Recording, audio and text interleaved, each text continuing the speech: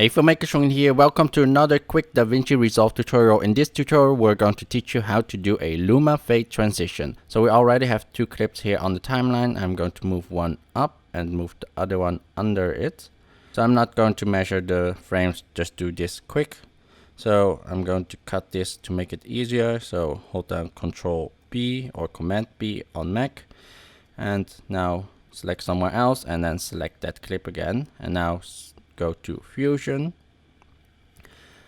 and we see the clip here, and we're going to add a effect here. We'll go to Tools and we'll go to Matte, and we're going to use Luma Keyer. Drag this onto the nodes here, and it's added it.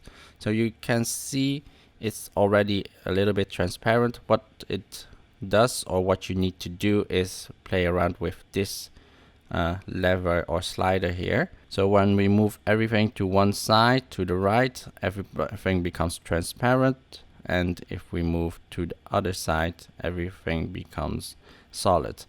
However, if we press invert, it becomes all the way around. However, instead of it removing the dark area first, it removes the bright area first.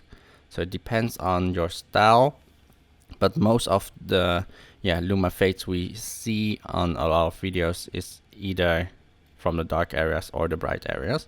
So in this instance, we're going to do the bright areas.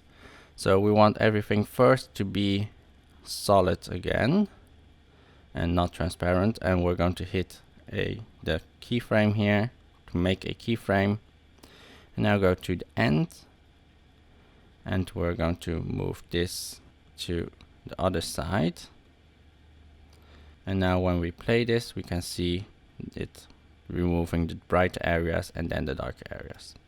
So now we can go to our edit and see this in action.